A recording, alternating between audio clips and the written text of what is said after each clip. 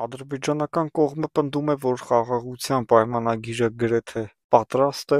բոլոր կետերը, որոնք վերաբերվում են խաղաղության պայմանագրի բուն տեքստին, այդ տեքստը ամբողջությամբ համաձայնեցված է Հայաստանի հետ և Հայաստանը ընդունել է վերջին երկու կետերը, որը Ադրբեջանը փոփոխել և փոխանցել էր հայկական կողմի քննարկմանը, հայկական կողմը քննարկել է և ընդունել է։ Հայկական կողմից դեռևս արձագանք չկա, դա այդպես է, թե դա այդպես չի, և մենք բնականաբար թշնամական կողմի տրված տեղեկատվությանը մենք չենք հավատում, մինչև որ Հայաստանի Հանրապետությունը պաշտոնական հաղորդագրություն այս մասով չտարածի։ Բայց իհարկե մենք կասենք հետևյալը, որ այդ երկու կետերի մասին նաև խոսակցություն եղել է հայկական կողմից, որ այո, մնացել էր երկու կետ և հիմա, եթե այդ երկու կետը համաձայնության բերվեն, խաղաղության պայմանագիրը մեծ հաշվով պատրաստ կլինի ստորագրման, և միգուցե արդեն իսկ պատրաստ է խաղաղության պայմանագիրը ստորագրման, և Հայաստանի ժողովուրդը բնականաբար չգիտի, թե ինչ կետերի մասն է խոսքը գնում,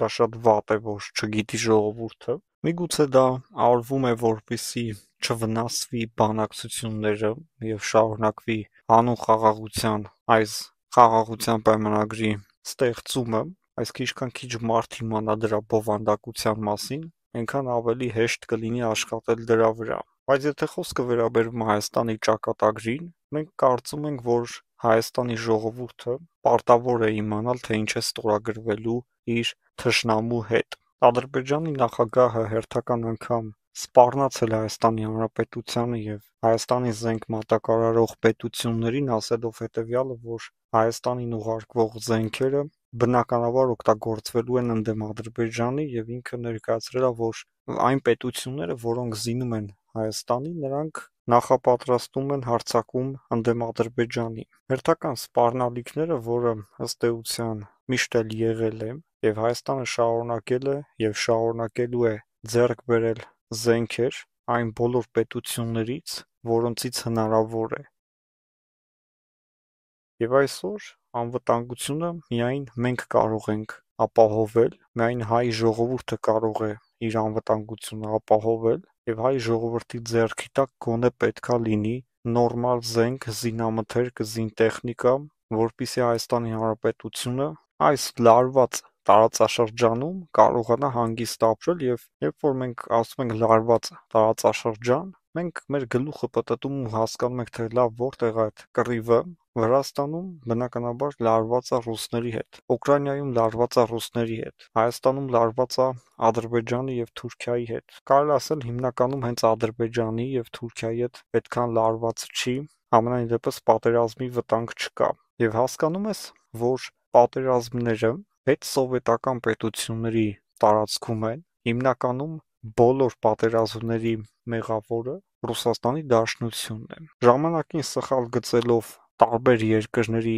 այդ թվում նաև մեր պետության սահմանները, անօրինական կերպով մեր պետության տարածքները տալով Թուրքիային, Ադրբեջանին, Վրաստանին, տարածաշրջանում մտավ հակամարտություն, դարավոր հակամարտություն, որը մինչև այսօր շարունակվում է։ Եվ այսօր ռուս-ուկրաինական հակամարտությունը ընթանում է կրկին Սովետական Միության պատճառով։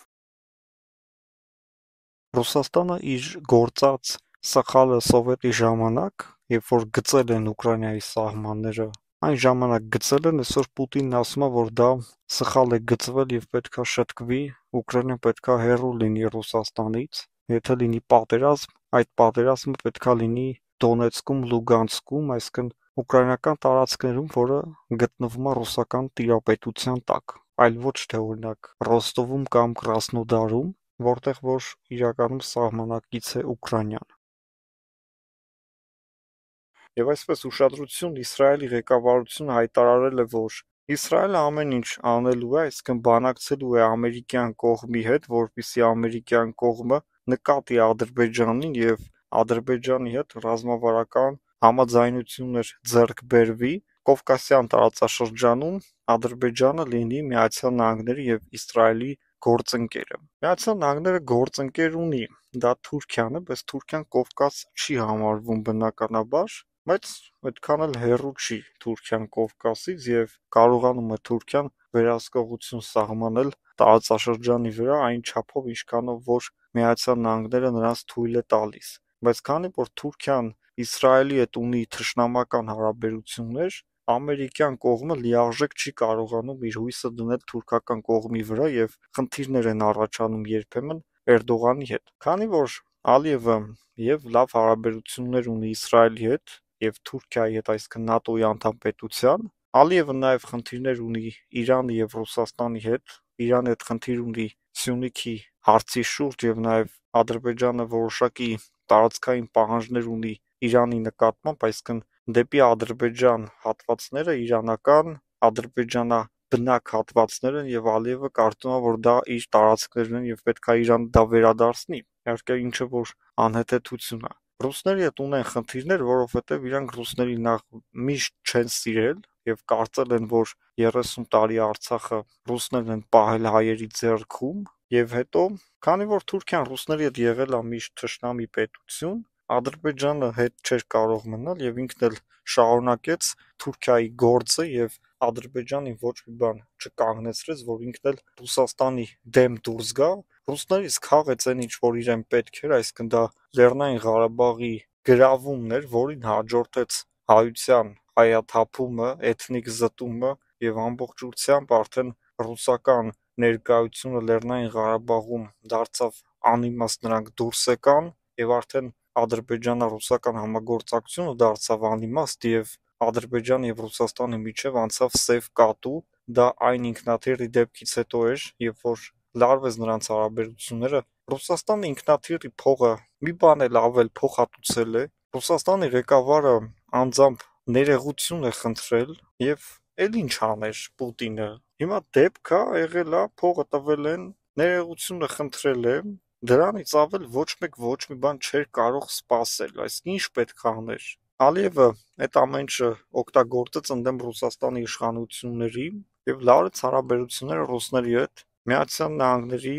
աչքին երևալու համար եւ քանի որ ինքը Իսրայելի դաշնակիցն է, դա ստեղծում է նպաստալից պայմաններ Ադրբեջանի համար, որպեսզի Միացյալ Նահանգները ուշադրություն դարձնի Ադրբեջանի վրա, քանի որ դա ըստ Միացյալ Նահանգների տեսանկյունից կարող է նաեւ լինել ընդդեմ Իրանի գործողություն, Ադրբեջանում տեղակայվեն օրինակ Միացյալ Նահանգների որոշակի ռազմաբազաներ, որոնք բնականաբար Իրանին վերահսկելու համար կլինեն, դա իհարկե Իրանին կտա հնարավորություն պայթեցնել դրանք եւ նաեւ Ադրբեջանը կունենա լուրջ խնդիրներ իրանական կողմի հետ, դա Ադրբեջանին կտա ուղղակի լավ հարաբերություններ Ամերիկայի հետ, նաեւ ռազմավարական հարաբերություններ։ Հայաստանը երբեք թույլ չի տա, որ իրեն օգտագործեն ընդդեմ Իրանի եւ դա բացարձակ փաստ է, նաեւ ոչ միայն Իրանի, այլ ցանկացած պետության դեմ մենք չենք կարող օգտագործվել։ Մենք չենք գնա տարբեր